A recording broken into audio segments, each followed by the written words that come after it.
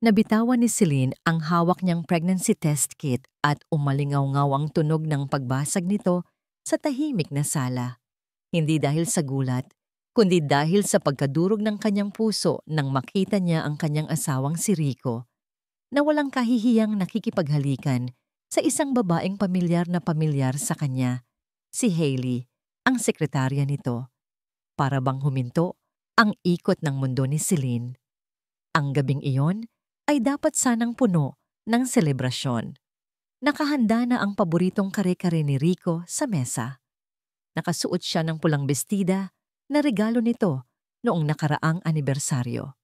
At ang pinakamahalaga, hawak niya ang positibong resulta na matagal na nilang hinihintay. Pero sa isang iglap, lahat ng pangarap na binuo niya ay naging abo. Dahan-dahang lumingon si Rico nang marinig ang kaluskos. Wala man lang gulat o pagsisisi sa kanyang mga mata. Tila ba inaasahan na niya na darating ang sandaling ito? Tinulak ni Hailey si Rico ng bahagya, pero may nakakalokong nangiti sa kanyang mga labi habang inaayos ang nagusot niyang blusa. Nanginginig ang mga tuhod ni Celine habang humahakbang palapit. Gusto niyang sumigaw, gusto niyang magwala, pero walang boses na lumalabas sa kanyang lalamunan.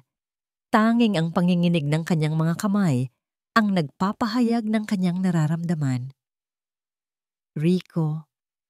Ang tanging nasambit niya, halos pabulong, puno ng pagmamakaawa na sana panaginip lang ang lahat.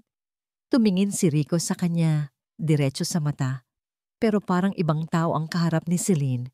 Walang init, walang pagmamahal. Para siyang nakatingin sa isang estranghero. Nakita mo na ang totoo, Celine, malamig na sabi ni Rico. Huwag na tayong maglokohan. Napahawak si Celine sa sandalan ng silya para hindi siya matumba. Bakit? Tanong niya, habang ang mga luha ay nagsisimula nang umagos ng walang tigil. Anibersaryo natin ngayon. Nagluto ako. May sorpresa ako. Humalakhak ng mahina si Hailey. Isang tawang puno ng pangiinsulto. Sorpresa? Sabat ni Hailey habang yumayakap sa braso ni Rico. Ang totoo niyan, Celine, matagal na kaming may relasyon ni Rico. Ikaw na lang ang hindi nakakaalam dahil masyado kang abala sa pagiging boring na asawa. Bago pa man makasagot si Celine, bumukas ang pinto ng kwarto ng biyanan niya. Lumabas si Doña Miranda. Suot ang kanyang mamahaling seda na pantulog. Akala ni Celine ay kakampihan siya nito. Akala niya ay papagalitan nito ang anak sa ginagawang kalokohan. Pero nagkamali siya. Tiningnan siya ni Doña Miranda mula ulo hanggang paa na may halong pandidiri. Mabuti naman at alam mo na, sabi ng matanda. Sawang-sawa na ako sa pagmumukha mo dito sa pamamahay ko. Isang baog na asawa na walang ibang ginawa kundi ubusin ang pera ng anak ko. Hindi. Umiling si Celine. Iniangat ang kamay na hawak ang pregnancy test. Hindi ako baog, ma. Buntis ako. Magkakaapo na kayo. Saglit na natahimik ang silid. Tumingin si Rico sa hawak ni Celine at sa isang iglap, dumaan ang gulat sa kanyang mukha. Pero mabilis na kumilos si Hailey. Binulungan niya si Doña Miranda. Naniwala naman kayo sa babaeng yan. Baka gawa-gawa lang niya yan para hindi siya mapalayas. Nagdilim ang paningin ni Doña Miranda. Lumapit ito kay Celine nang mabilis. Sinungaling! Sigaw ng matanda. Hinablot ni Doña Miranda ang pregnancy test at inihagis ito sa sahig. Hindi pa siya nakontento. Tinulak niya si Celine ng buong lakas. Nawalan ng balanse si Celine. Nasa tuktok sila ng hagdanan. Parang bumagal ang ikot ng mundo habang nararamdaman ni Celine ang pagkawala ng kanyang tapak sa sahig. Ang huli niyang nakita ay ang walang pakialam na mukha ni Rico habang tinatanaw ang kanyang pagbagsak. Ah! Isang malakas na kalabog ang umalingaw-ngaw. Sumunod ang katahimikan. Naramdaman ni Celine ang matinding sakit sa kanyang puson. Parang may pinupunit sa loob ng kanyang tiyan. Sinubukan niyang gumalaw, pero ayaw sumunod ng kanyang katawan. May naramdaman siyang mainit na likido na dumadaloy sa kanyang mga hita. Dugo. Ang Ang anak ko! Bulong niya bago siya nilamon ng dilim. Puting kisame, amoy ng gamot at alkohol. Dahan-dahang iminulat ni Celine ang kanyang mga mata. Nasa ospital siya. Masakit ang buong katawan niya. Pero mas masakit ang kahungkagan na nararamdaman niya sa kanyang sinapupunan. Wala na ang bigat. Wala na ang buhay na naroon kanina. Bumukas ang pinto at pumasok si Rico. Nakasuot pa rin ito ng damit na suot nito kanina, pero mukhang wala siyang balak na magtagal. Hindi siya lumapit sa kama. Nanatili siya sa may pinto. Wala na ang bata. Diretsahang sabi ni Rico. Walang emosyon. Parang nagbabalita lang ng panahon. Pumatak ang luha ni Celine. Gusto niyang sumigaw, pero wala na siyang lakas. Bakit hindi mo man lang ako tinulungan? Garalgal na tanong ni Celine. Asawa mo ako, Rico? Naglapag si Rico ng isang brown envelope sa mesa sa tabi ng pinto. Pinapirmahan na ni Mama ang mga papeles, sabi ni Rico. Hindi sinasagot ang tanong niya. Annulment papers, pirmahan mo na lang para matapos na to. Bibigyan kita ng pera, pero huwag ka nang magpapakita sa amin ni Hailey. Tinalikuran siya nito. Walang sorry, walang paalam. Naiwan si Celine na durog na durog. Ang sakit ay hindi na lang pisikal. Bumalot ang matinding galit sa kanyang dibdib. Puot na nagniningas. Bakit ang mundo ay napakalupit sa mga taong nagmamahal ng tapat? Bakit ang mga masasamang tao pa ang nanano? Bumilis ang tibok ng puso niya. Tuot, tuot, tuot. Tumunog ng malakas ang makina sa tabi niya. Nagsimulang magkagulo ang mga nurse at doktor na pumasok sa kwarto. Code Blue! Nawawala ang heartbeat niya. Habang unti-unting lumalabo ang paningin ni Celine, isang pangako ang binitawan niya sa hangin. Kung may kabilang buhay man, babalik ako. At sa pagkakataong yon, kayo naman ang iiyak ng dugo. Bumigay ang kanyang puso. Namatay si Celine sa gabing iyon. Dala ang bigat ng 1,000 hinanakit. Ma'am, gising na po kayo? Napahinga ng malalim si Celine. Habol niya ang kanyang hininga na parang galing siya sa pagkalunod. Dinatnan niya ang sarili na nakahiga sa isang malambot at napakalaking kama. Hindi ito ang ospital. Hindi ito ang bahay nila ni Rico. Ang kwartong ito ay parang sa isang palasyo. Ginto ang mga palamuti sa dingding. Agad na lumapit ang isang naka-uniformeng katulong na may dalang baso ng tubig. Okay lang po ba kayo, Ma'am Barbara? Masama po ba ang panaginip niyo? Barbara? Sino si Barbara? Nataranta si Celine. Bumangon siya at tumakbo papunta sa malaking salamin na nasa tapat ng kama. Nanlaki ang kanyang mga mata. Ang refleksyon sa salamin ay hindi sa kanya. Hindi ito ang mukha ni Celine na laging pagod at malungkot. Ang babaeng nasa salamin ay may matapang na mga mata, matangos na ilong, at kutis na parang porselana. Napakaganda niya. At mukhang napakamakapangyarihan. Hinawakan ni Celine ang kanyang mukha. Ramdam niya ang init ng balat. Totoo ito. Buhay siya, pero nasa katawan siya ng ibang tao. Dahan-dahan, isang ngiti ang sumilay sa mga labi ng babae sa salamin. Isang ngiti na hindi kay Barbara, kundi kay Celine. Binigyan siya ng Diyos ng pangalawang pagkakataon. At hindi niya ito sasayangin. Humanda kayo. Bulong niya sa sarili habang tinititigan ang kanyang bagong anyo. Nagsisimula pa lang ang laro. Nanatiling nakatitig si Celine sa refleksyon sa salamin. Ilang minuto rin ang lumipas bago tuluyang rumehistro sa utak niya ang pangalang binanggit ng katulong kanina. Barbara Morrow. Alam niya ang pangalang iyon. Sino ba ang hindi nakakakilala sa nag-iisang tagapagmana ng Moro Empire? Isa ito sa pinakamayayamang pamilya sa bansa. Mas mayaman pa sa mga crownal ng 10 beses.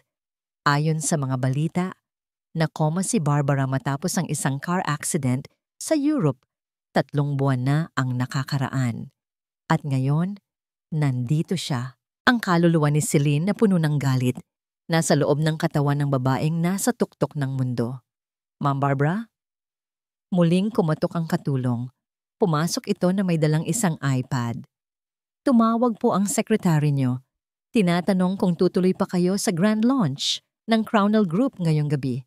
Kasi po, kakagising niyo lang. Baka gusto niyong magpahinga. Napatigil si Celine. Crownell Group, ang kumpanya ng asawa niya.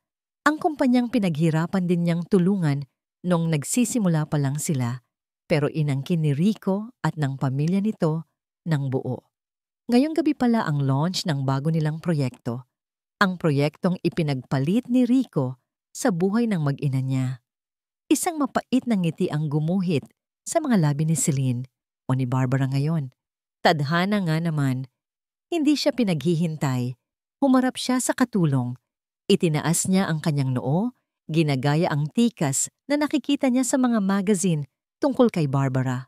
Sabihin mo sa kanila, madiin na sabi niya. Ang boses ay malalim at puno ng awtoridad. Darating ako. Sa loob ng walk-in closet ni Barbara, halos malula si Celine. Dati, kailangan pa niyang mag-ipon ng ilang buwan para lang makabili ng isang matinong bag. Dito, ang mga Hermes at Chanel ay nakahilera na parang mga simpleng palamuti lang. Pumili siya ng isang damit. Hindi pula. Masyadong masaya ang pula. Pinili niya ang isang itim na velvet gown, mahaba, hapit sa katawan, at may slit na umaabot sa hita. Elegante, pero mapanganib. Kulay ng pagluluksa, pero isusuot niya bilang baluti ng digmaan. Umupo siya sa harap ng vanity mirror habang inaayusan siya ng mga stylist na ipinatawag niya. Habang nilalagyan ng pulang lipstick ang kanyang mga labi, naalala niya ang huling beses na nag-ayos siya. Para iyon kay Rico. Para sa anibersaryo nila, nagpakababa siya noon, nagmakaawa, umiyak. Pinahid niya ang isang butil ng luha na akmang papatak sa kanyang pisngi. Wala na ang Celine na yon. Bulong niya sa isip. Patay na siya. Tumayo siya at tiningnan ang kabuuan. Ang babaeng nakikita niya ay hindi mukhang api. Mukha itong kayang bilhin ang buong pagkatao ni Rico at sunugin ito kung gugustuhin niya. Let's go. Utos niya sa kanyang driver. Manila Peninsula Hotel. Puno ng mga flash ng camera ang entrance. Nandoon ang lahat ng elite ng lipunan. Nandoon ang mga business partners, mga artista, at syempre, ang pamilya Crownell. Sa gitna ng ballroom, nakatayo si Rico. Hawak niya ang isang baso ng champagne, nakangiti ng malapad, habang kinakamayan ang mga investors. Sa tabi niya, nakakapit si Hailey. Suot nito ang isang kumikinang na silver dress, parang isang tropeyong ipinagmamalaki. Nandoon din si Doña Miranda, na abot tenga ang nangiti habang pinupuri ng mga amigas niya ang tagumpay ng anak. Napakaswerte mo talaga sa anak mo, Miranda, sabi ng isang ginang. Sinabi mo pa, sagot ni Doña Miranda. Mabuti na lang at wala na yung malas niyang asawa. Simula noong nawala si Celine, tuloy-tuloy ang swerte namin. Nagtawanan sila. Nasa loob ng sasakyan si Celine, nakikinig sa live feed ng event mula sa kanyang cellphone. Kumuyom ang kanyang kamao. Malas pala ha? Ma'am, andito na po tayo. Sabi ng driver. Bumukas ang pinto ng itim na limousine. Unang lumabas ang itim na stilettos ni Barbara. Pagbaba niya, saglit na natigilan ang mga photographer. Isang segundo ng katahimikan bago nagkagulo ang lahat. Si Barbara Morrow! Gising na siya. Andito ang tagapagmana ng Morrow Industries. Hindi pinansin ni Celine ang mga tanong. Naglakad siya papasok sa hotel na parang siya ang may-ari ng lugar. Diretso ang tingin. Taas noo.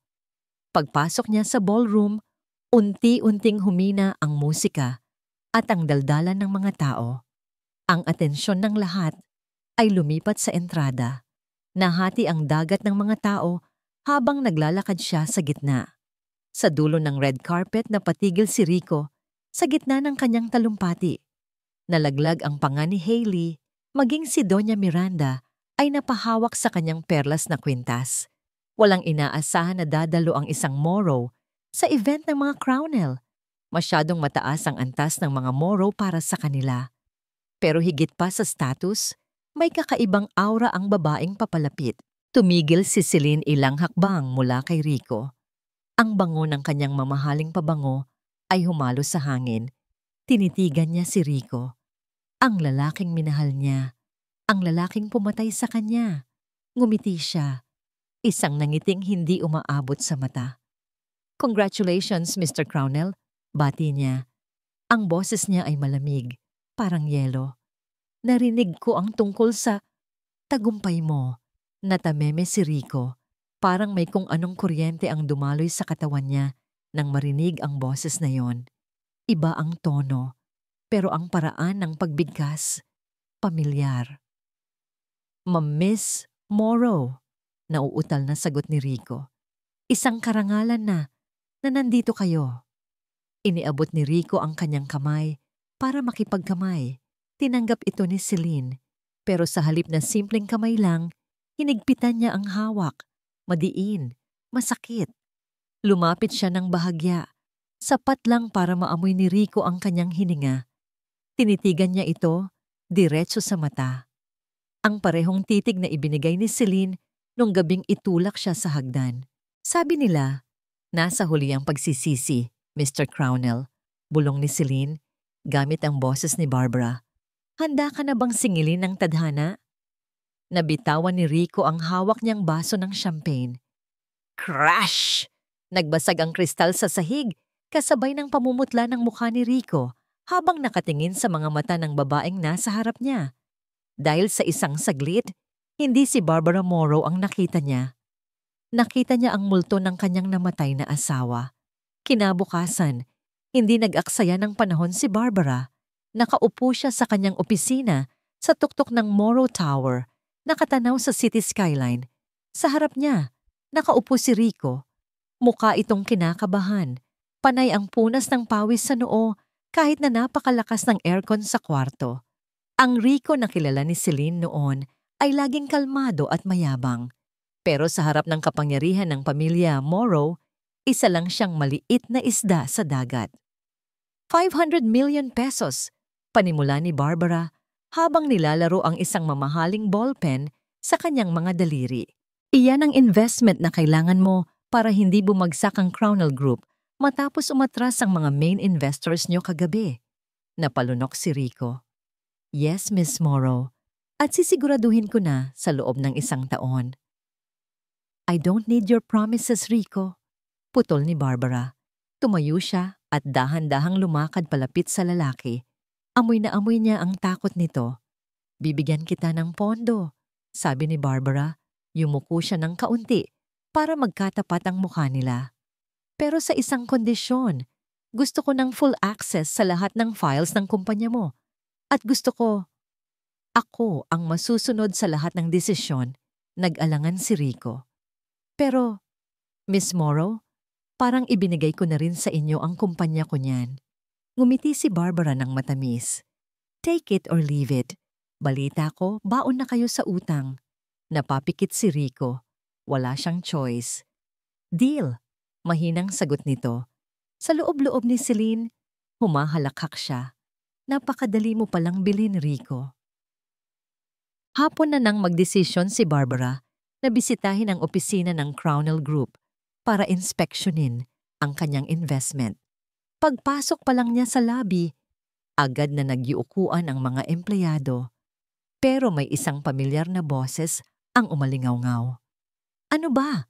Sabi ko ayusin niyo ang kape ko. Ang tatanga niyo talaga." Si Doña Miranda. Sinisigawan nito ang isang janitor na nakatapon ng kape sa sahig. Huminto si Barbara sa paglalakad. Tinanggal niya ang kanyang sunglasses.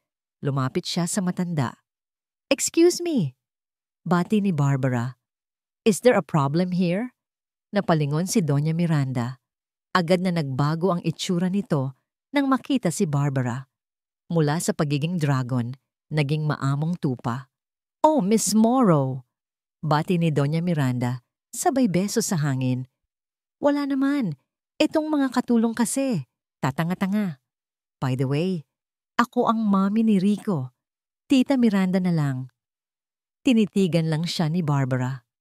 Hindi siya gumalaw para tanggapin ang beso. Sa halip, lumingon siya sa kanyang bodyguard. "Kuya!" utos ni Barbara. "Pakiabutan nga ako ng alcohol." Natigilan si Doña Miranda. Nawala ang nangiti sa labi nito. Nag-spray si Barbara ng alcohol sa kanyang mga kamay at sa hangin sa pagitan nila ni Doña Miranda na parang may inaalis na masamang amoy o dumi. "I'm sorry, tita." Diniin ni Barbara ang tawag. "Medyo sensitive kasi ako sa germs at sa mga taong walang breeding." Namula sa hiya at galit ang mukha ni Doña Miranda habang pinagtitinginan sila ng mga empleyado. Bago pa makasagot ang matanda, tinalikuran na siya ni Barbara at sumakay sa elevator. Ang sarap sa pakiramdam. Pagpasok ni Barbara sa opisina ni Rico, naabutan niya itong nagbabasa ng mga kontrata. Agad itong tumayo. "Barbara, I mean Miss Morrow." "Just Barbara," sabi niya. Gamit ang pinakamalambing niyang boses, lumapit siya sa desk ni Rico. Umupo siya sa gilid ng mesa nito. Ipinapakita ang hugis ng kanyang binti sa slit ng kanyang palda. Nakita niyang napatingin si Rico. "May dumi ka sa kwelyo," bulong ni Barbara. Lumapit siya lalo. Inayos niya ang kurbata ni Rico. Sobrang lapit ng mukha nila. Naamoy ni Barbara ang pamilyar na pabango ni Rico, ang pabangong iniregalo niya rito noon. Parang hipnotismo, napatitig si Rico sa mga labi ni Barbara. "Alam mo, Rico," bulong niya, "sayang ka. You're a brilliant man. Siguro kung wala kang distractions, mas malayo pa ang mararating mo." Hahahalikan na sana siya ni Rico nang biglang bumukas ang pinto.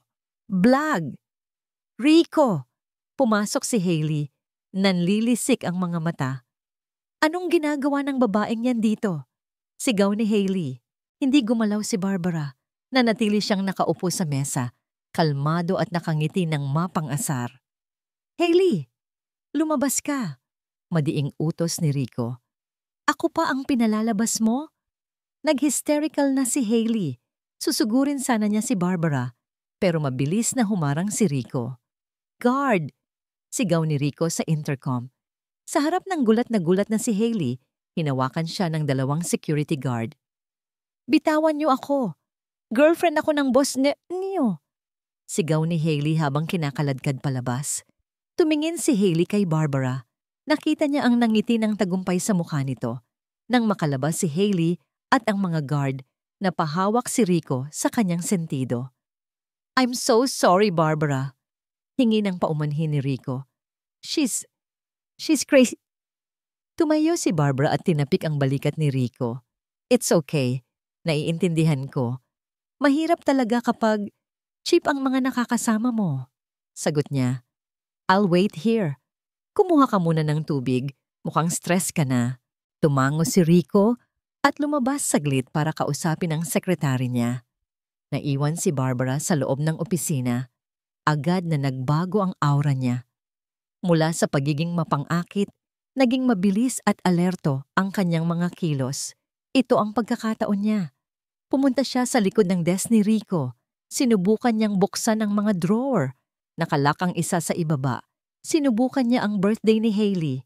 Error. Sinubukan niya ang birthday ni Rico. Error. Napahinto siya. Tumingin siya sa kalendaryo. Kahit galit siya, sinubukan niyang i-type ang date ng wedding anniversary nila ni Celine. Click. Bumukas ang drawer. Natigilan si Celine. Bakit? Bakit gamit pa rin niya ang date na yun? Pero wala siyang oras para mag-emo. Binuksan niya ang drawer at kinuha ang laman. May isang lumang notebook. Ang diary ni Celine. Ang diary na akala niya ay nawala na noong college pa sila. Binuksan niya ito at may nahulog na litrato. Litrato nilang dalawa noong masaya pa sila na may sulat kamay ni Rico sa likod. "I'm sorry," napakunot ang noo ni Barbara. Pero sa ilalim ng diary, may isa pang folder, black ledger.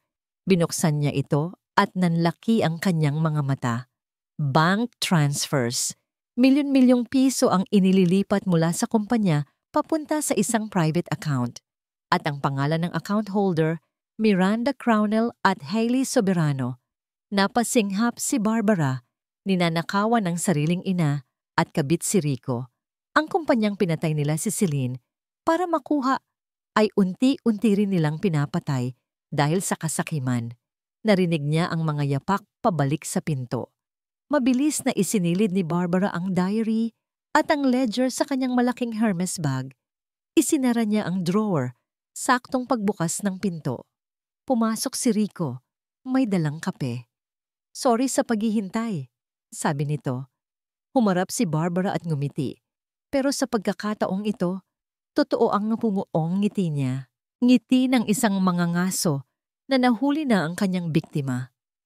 "It's okay, Rico," sabi ni Barbara habang mahigpit ang hawak sa kanyang bag. "I think nakuha ko na ang gusto ko ngayong araw." Ang grand ballroom ng Shangri-La ay napuno ng mga bulaklak at makukulay na ilaw. Ito ang gabi ng Moro Foundation Charity Ball para sa mga batang ulila. Pero para kay Barbara, hindi lang ito basta party. Ito ay isang entablado kung saan babaklasin niya ang maskara ng kanyang mga kaaway. Nakasuot si Barbara ng isang simpleng puting gown na walang masyadong palamuti, pero nagmumukha siyang isang anghel na bumaba sa lupa. Kabaligtaran ito ni Hailey na dumating kasama si Rico. Suot ni Hailey ang isang matingkad na pink na damit na tadtad ng sequins. Masyadong masakit sa mata, masyadong trying hard. Pero hindi ang suot ni Hailey ang nakakuha ng atensyon ni Barbara, kundi ang batang babae na hila-hila ni Hailey sa kamay, si Hera. Ang 5 taong gulang na anak ni Rico at Hailey. Ang batang nabuo habang niloloko nila si Celine noon. Dapat ay galit ang maramdaman ni Barbara. Dapat ay pandidiri. Pero nang makita niya ang bata, kumirot ang puso niya. Napakaganda ni Hera, pero napakalungkot ng mga mata nito. Payat ang bata. At kahit nakaayos ang buhok, halatang takot na takot itong gumalaw. "Smile, Hera. Ano ba?" Pasimpleng bulong ni Hailey habang kinukurot ang tagiliran ng bata para humarap sa kamera. Napangiwi si Hera sa sakit pero pilit nang ngumiti. Nag-init ang dugo ni Barbara. Ganito ba nila tratuhin ang bata? Naglakad si Barbara palapit sa kanila. "Good evening, Rico." Bati niya. Hindi tinatapunan ng tingin si Hailey. "Barbara," sagot ni Rico. Halatang nabighani na naman sa ganda niya. "You look divine." "At sino naman ang cute na angel na ito?" tanong ni Barbara. Lumuhod siya para maging kapantay ang mukha ni Hera. Nagulat si Hera. Sanay siya na hindi pinapansin ng mga bisita. "Si Hera po," mahinang sagot ng bata. Hinawakan ni Barbara ang kamay ni Hera. Ang liliit ng mga daliri nito. Napansin niya ang isang maliit na pasa sa braso ng bata na pilit tinakpan ng foundation. Tumingin si Barbara kay Hailey ng matalim. "Ang ganda ng anak niyo. Sayang, mukhang hindi mana sa ina." Parinig ni Barbara. Umusok ang ilong ni Hailey. "Excuse me? Anong ibig mong sabihin?" "Wala naman." Tumayo si Barbara at ngumiti ng nakakaloko. "Anyway, enjoy the party. Maraming desserts para sa mga bala at para sa mga isip bata." Iniwan niya silang nakatulala. Lumipas ang ilang oras. Naging abala si Barbara sa pag-aasikaso sa mga donors, pero ang mga mata niya ay laging nakasunod kay Hera. Nakita niya nang iwan ni Hailey ang bata sa isang mesa para makipag-inuman at makipagtsismisan sa mga amiga niya. Nakita niya si Hera na gutom na nakatingin sa chocolate fountain. Dahan-dahang lumapit ang bata para kumuha ng marshmallow, pero dahil sa liit niya, hindi niya ito maabot. Nang pilitin niyang abutin, nasagi niya ang isang baso ng red wine na iniwan ng isang bisita. Crush! Natapon ang wine sa mamahaling puting sapatos ni Hailey, nakakarating lang. Natahimik ang paligid. "Tanga!" sigaw ni Hailey. Sa harap ng maraming tao, hinablot ni Hailey ang buhok ni Hera. "Ang tanga-tanga mo talaga. Alam mo ba kung magkano to? Wala ka talagang silbi." Umiyak ng malakas si Hera. "Sorry po, Mommy. Sorry po." Akmang sasampalin ni Hailey ang bata. Itinaas niya ang kanyang kamay. Pumikit si Hera. Hinihintay ang sakit. Pero walang dumapo sa mukha niya. Napasinghap ang mga tao. Sinalag ni Barbara ang kamay ni Hailey sa ere. Ang mga mata ni Barbara ay nagliliyab sa galit. Hindi na ito ang malamig na bilyonarya. Ito ay isang ina na nawalan ng anak. Subukan mong idapo ang marumi mong kamay sa batang to. Madiing banta ni Barbara. At sisiguraduhin kong puputulin ko yan. Bitawan mo ako. Anak ko yan kaya gagawin ko ang gusto ko. Sigaw ni Hailey. Nagpupumiglas. Anak? Tumawa si Barbara ng mapakla. Hindi ka ina, Hailey. Isa kang halimaw. Pak! Isang malutong na sampal ang ibinigay ni Barbara kay Hailey. Bumagsak si Hailey sa sahig dahil sa lakas ng impact. Yinakap agad ni Barbara si Hera. Isinubsob niya ang mukha ng bata sa kanyang leeg para hindi nito makita ang gulo. Shh! Tahan na. Nandito na si Tita Barbara. Bulong niya habang hinahaplos ang likod ng bata. Naramdaman ni Celine ang pamilyar na bigat. Ang yakap ng isang bata. Ang yakap na ipinagkait sa kanya ng tadhana. Tumakbo si Rico palapit. Anong nangyayari dito? Sigaw ni Rico, tinitingnan ang asawang nakalugmok sa sahig at si Barbara na karga ang anak niya. Rico, sinaktan ako ng babaeng yan.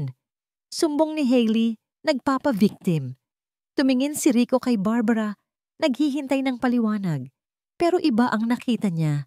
Nakita niya ang paraan ng pagyakap ni Barbara kay Hera. Ang proteksyon, ang higpit, ang paghaplos sa buhok. Parehong-pareho sa ginagawa ni Celine noon sa mga pamangkin niya. Rico, sabi ni Barbara, ang boses ay nanginginig sa emosyon pero matatag. Kung hindi mo kayang protektahan ang anak mo sa baliw na babaeng ito, ako ang gagawa. Napatulala si Rico. Bakit? Bakit ka nagkakaganyan, Barbara? Hindi mo naman kaano-ano si Hera. Lumapit si Barbara kay Rico. Ang distansya nila ay naging manipis na lang. Tinitigan niya ito sa mata, ang mga mata ni Celine na nagkukubli sa mukha ni Barbara. Dahil alam ko ang pakiramdam ng mawalan ng anak ni Rico, bulong niya. Naguluhan si Rico. Wala ka namang anak, Barbara. Single ka. Ngumiti si Barbara ng malungkot. Inilapit niya ang bibig sa tenga ni Rico at binulong ang mga salitang magpapaguho sa mundo nito. Ang paborito mong ulam ay kare-kare na may extra peanut butter at tinatawag mo ang magiging anak mo dapat na baby bean. Nanigas si Rico. Parang binuhusan siya ng malamig na tubig. Ang tawag na baby bean. Si Celine lang ang nakakaalam noon. Silang dalawa lang. Ito ang tawagan nila sa sanggol na nasa sinapupunan ni Celine bago ito namatay. Bago makasagot si Rico, tumalikod na si Barbara. Bit-bit si Hera, naglakad siya palabas ng ballroom. Iniwan si Rico na nanginginig at puno ng takot at katanungan sa gitna ng mga nagbubulungang tao. Kinabukasan, sumabog ang balita sa buong bansa.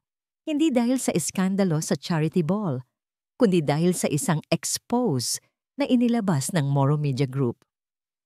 Crownell Group, scam at korupsyon, ibinunyag. Sa loob ng penthouse ni Barbara, tahimik na nanonood siya ng telebisyon. Sa screen, ipinapakita ang mga dokumentong nakuha niya sa opisina ni Rico. Ang black ledger, ang mga illegal transfers, ang tax evasion, lahat ay nakabroadcast. Nasa tabi niya si Hera, mahimbing na natutulog sa sofa. Ayaw nitong umuwi sa kanila kagabi, kaya pansamantalang nasa pangangalaga muna siya ni Barbara. Tumunog ang cellphone ni Barbara. Si Rico. Pang-10 na itong tawag. Sinagot niya ito. Barbara, anong ginawa mo? Sigaw ni Rico sa kabilang linya. Rinig ang sirena ng mga pulis sa background. Tinulungan kitang sumikat, Rico. Kalmadong sagot ni Barbara habang humihigop ng tsaa. Di ba yun naman ang gusto mo? Ang makilala ang pangalan mo? Wala kang awa. Sinira mo kami. Ako? Walang awa. Tumawa si Barbara ng mahina. Nakalimutan mo na ba ang gabing namatay ang asawa mo, Rico? Nasaan ang awa mo noong nagmamakaawa siya sa paanan ng hagdanan? Natahimik si Rico sa kabilang linya. Paano? Paano mo nalaman yan? Nanginginig na tanong ni Rico. Sino ka ba talaga? Pumunta ka sa bintana ng opisina mo, Rico. Tumingin ka sa baba. Kahit nasa telepono, narinig ni Barbara ang pagbukas ng bintana. Mula sa penthouse ni Barbara na nasa kabilang building, tanaw na tanong niya ang opisina ni Rico. Nakita niya si Rico na nakadungaw, hawak ang telepono. Tumayo si Barbara at lumapit sa sarili niyang bintana. Salamin sa salamin. Naalala mo ba ang huling sinabi ni Celine bago siya malagutan ng hininga sa ospital? Tanong ni Barbara. Hindi makasagot si Rico. Sabi niya, babalik siya at kayo naman ang iiyak ng dugo. Binaba ni Barbara ang telepono. Sa kabilang building, nakita niyang nabitawan ni Rico ang cellphone ni Nate nito. Sa ibaba ng Crownell Tower, dumating na ang mga NBI agents. Pinuntahan ni Barbara ang Crownell Mansion kasama ang mga pulis.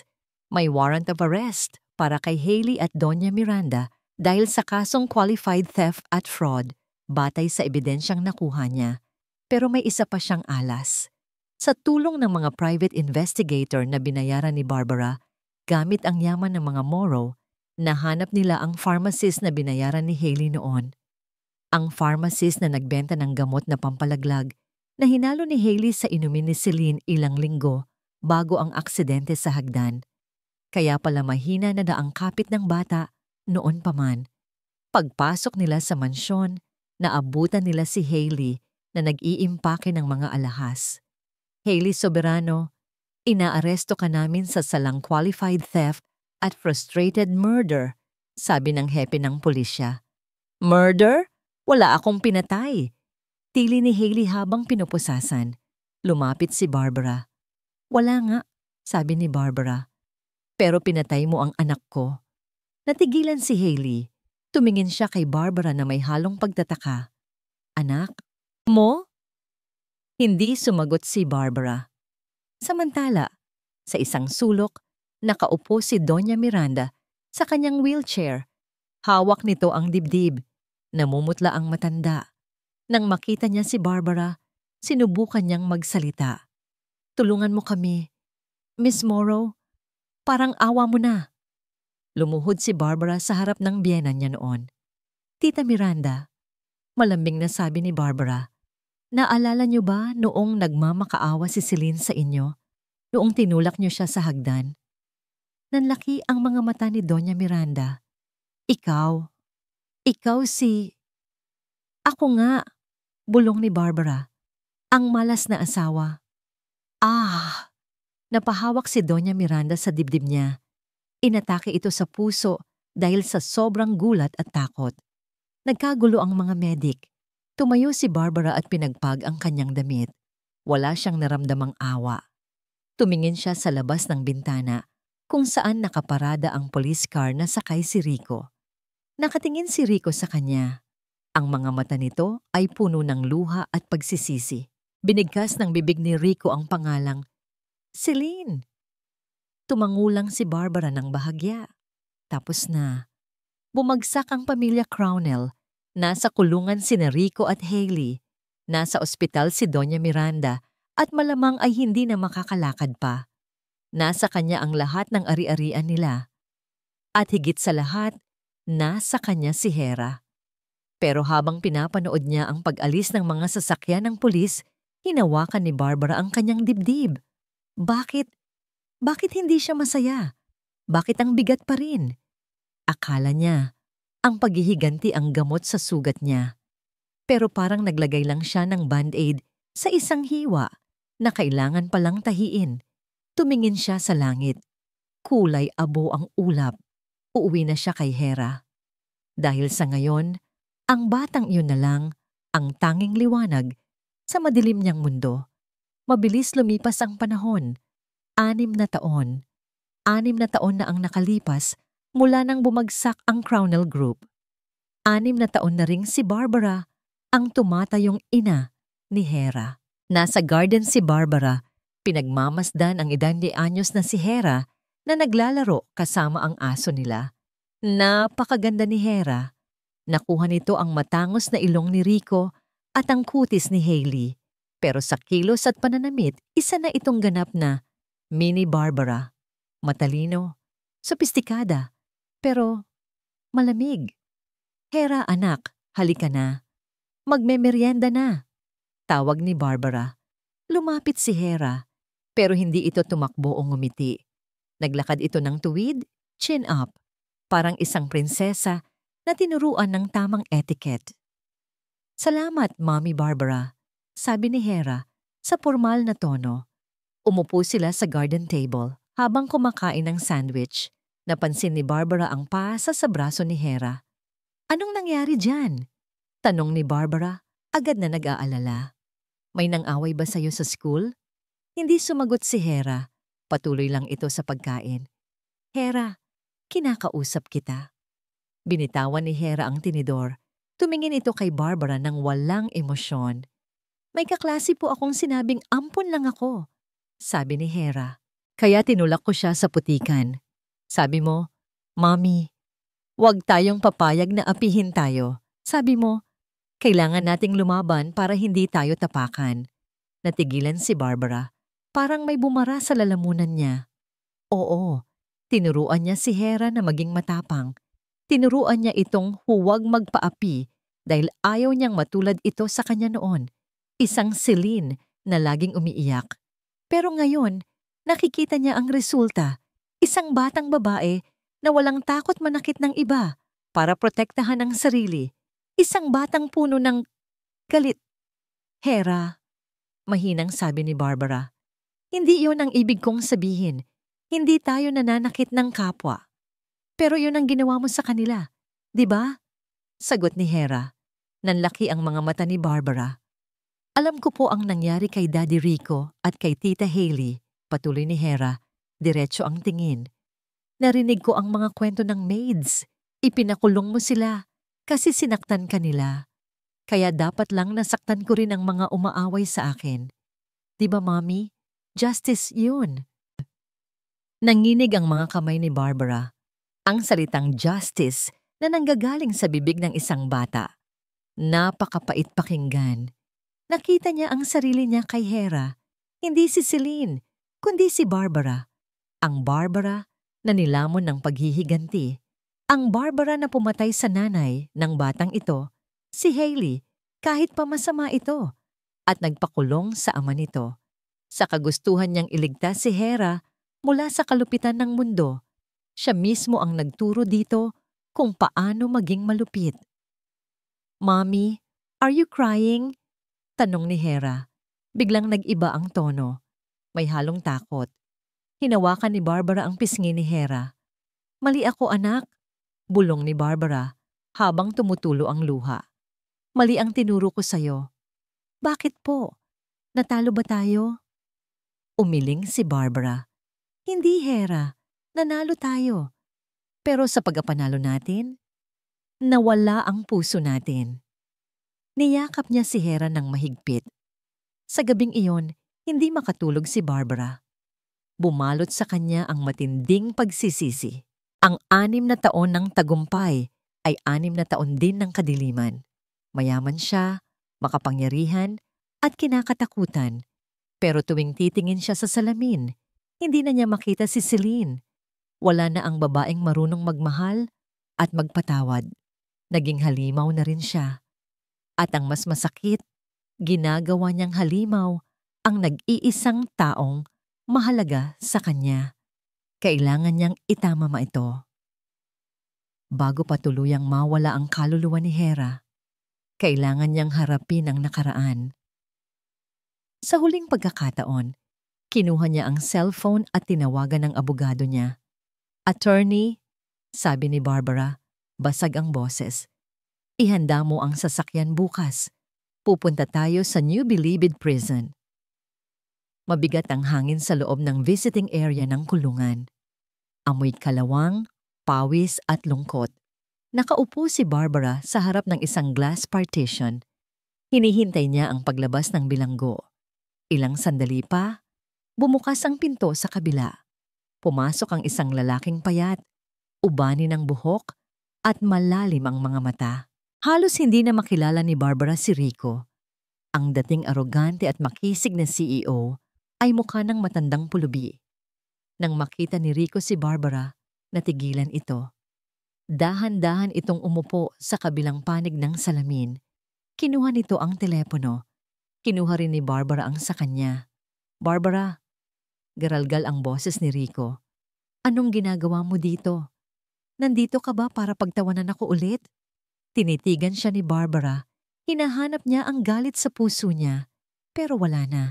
Wala na ang apoy na tumupok sa kanya noong gabing mamatay si Celine. Ang natira na lang ay awa at pagod. "Hindi, Rico," sagot ni Barbara. "Nandito ako para magpaalam." Kumunot ang noo ni Rico. "Magpaalam? Aalis ka na, saan ka pupunta?" "Hindi ako aalis, pero ang galit ko. Kailangan na niyang umalis." Bumuntong hininga si Barbara. 6 na taon na ang nakalipas. 6 na taon na kitang pinarurusahan sa isip ko araw-araw. Pero alam mo kung sino ang mas nahihirapan? Ako at si Hera. Nang marinig ang pangalan ng anak, nagliwanag ang mga mata ni Rico. "Si Hera. Kamusta siya? Galit ba siya sa akin?" "Hindi siya galit, Rico. Wala siyang nararamdaman. At iyon ang kinakatakutan ko. Tinuruan ko siyang maging bato para hindi siya masaktan, pero nakalimutan kong turuan siyang maging tao." Pumikit si Rico. Tumulo ang luha sa pisngi nito. "Kasalanan ko ang lahat. Kung hindi ako nagpadala sa tukso, kung naging mabuting asawa lang sana ako. Kay Celine." "Rico," putol ni Barbara. "Si Celine, matagal na siyang patay." Tumingin si Rico sa kanya. "Alam ko, pero minsan, kapag kausap kita, pakiramdam ko nandyan pa rin siya, buhay na buhay." Ngumiti si Barbara ng malungkot. Ito na ang tamang oras. "Tama ka, Rico. Buhay siya." Bulong ni Barbara. Buhay siya sa puso ng taong nagpatawad sa iyo ngayon.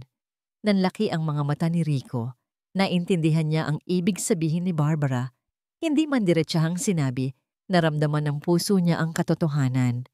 "Celine," piyusal ni Rico, humagulgol na ito ng tuluyanin. Idinikit niya ang palad sa salamin. "Patawarin mo ako. Patawarin mo ako. Mahal ko." Inilapat din ni Barbara ang palad niya sa salamin, katapat ng palad ni Rico. "Pinapatawad na kita, Rico. Hindi para sa'yo, kundi para sa akin. At para kay Hera. Tapos na ang laban." Tumayo si Barbara. "Huwag ka nang mag-alala kay Hera. Palalakihin ko siya ng maayos. Hindi bilang isang Moro na mapaghiganti at hindi bilang isang Crownel na sakim. Palalakihin ko siya bilang siya, isang mabuting tao." Bago siya tumalikod, nagbigay siya ng isang huling bilin. "Huwag mo nang hilingin na makita siya. Hayaan mo na siyang magsimula ng bagong buhay na malayo sa dilim ng nakaraan natin. Iyon na lang ang huling regalo mo sa kanya bilang ama." Tumango si Rico habang umiiyak. "Salamat. Salamat." Paglabas ni Barbara sa gate ng kulungan, sumalubong sa kanya ang sikat ng araw. Napakaliwanag. Humugot siya ng malalim na hininga. Wala na ang bigat sa dibdib niya. Ang puso ni Celine na puno ng sugat ay naghilom na. At ang puso ni Barbara na puno ng yelo ay natunaw na. Ngayon, iisa na lang ang tibok ng puso niya. Tibok ng isang inang handang magmahal muli. Nag-aabang ang kotse niya sa labas. Binuksan niya ang pinto. Nasa loob si Hera, nagbabasa ng libro. "Mommy?" tanong ng bata. "Okay ka lang po?" Ngumiti si Barbara. Isang ngiti na totoo, mainit at puno ng pag-asa. "Oo, anak. Sobrang okay ako." Sagot niya. Sumakay siya at niyakap ang bata. "Gusto mo bang mag-ice cream? Yung maraming sprinkles?" Nanlaki ang mata ni Hera. "Talaga po? Akala ko bawal ang sweets." "Ngayon lang." tawa ni Barbara. At bukas? Bukas magbakasyon tayo. Sa dagat. Gusto mo ba yon? Opo, sigaw ni Hera. Sa wakas ay ngumiti na rin ng parang isang tunay na bata. Umandar ang sasakyan palayo sa kulungan, palayo sa nakaraan, patungo sa isang kinabukasan na sila na mismo ang gagawa. Ang tunog ng alon na humahampas sa pampang ang gumising sa diwa ni Barbara. Hindi sirena ng pulis, hindi sigaw ng nag-aaway na mag-asawa, hindi tunog ng breaking news sa TV, kundi ang payapang ritmo ng dagat. Nasa balkonahe siya ng kanilang rest house sa Siargao. 3 buwan na silang nandito ni Hera, malayo sa ingay at gulo ng Maynila. Ibinenta ni Barbara ang kalahati ng shares ng Moro Empire at itinayo ang Celine's Haven, isang foundation na tumutulong sa mga batang biktima ng pang-aabuso at mga inang nais magsimula muli. Sa wakas, nagamit din ang pera sa tama. Hindi sa pang-aapi, kundi sa paghilom. Tumingin siya sa ibaba, sa may puting buhanginan. Nandoon si Hera, nakatapak, gulo-gulo ang buhok, at tumatakbo habang hinahabol ang isang aso. Rinig na rinig ni Barbara ang halakhak ng bata. Hera! Dahan-dahan baka madapa ka? Sigaw ni Barbara, pero may ngiti sa kanyang mga labi. Tumigil si Hera at kumaway. Mami! Ang daming shells! Halika, tulungan mo ako. Dali-daling bumaba si Barbara. Suot ang simpleng floral dress at walang makeup. Hindi mo akalaing siya ang kinatatakutang Barbara Moro na nagpabagsak sa higanting Crownell Group. Ngayon, isa na lang siyang simpleng ina. Pagdating niya sa dalampasigan, inabutan siya ni Hera ng isang maliit na kabibe. Para sa'yo, Mami. Kasing ganda mo, sabi ng bata. Napaluha si Barbara, niyakap niya si Hera ng mahigpit. Salamat, anak. Ito ang pinakamagandang regalo na natanggap ko. Habang naglalakad sila sa pampang, isang bola ang gumulong sa paanan nila. Oops, sorry. Pasaway na bola to ah. Isang lalaki ang lumapit. Matangkad, moreno, at may maaliwalas na mukha. Nakasuot ito ng simpleng t-shirt at board shorts. Pinulot ni Hera ang bola at iniabot sa lalaki. Salamat, little princess, sabi ng lalaki. Sabay gulo sa buhok ni Hera. Tumingin ito kay Barbara. Hi, bago kayo dito?